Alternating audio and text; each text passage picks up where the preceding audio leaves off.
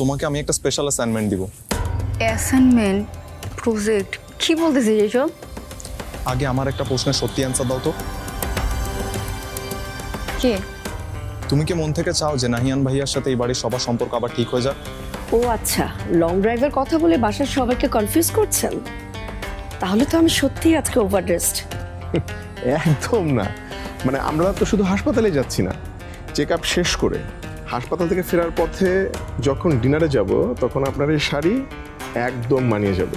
সবার চোখ ফাঁকি দিয়ে ইমতিয়াজ জেসমিনের কি ট্রিটমেন্ট করছে? কি লুকাচ্ছে ওরা?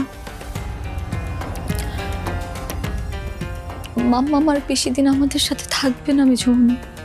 রাশা, আরে এটা কি হলো রাশা?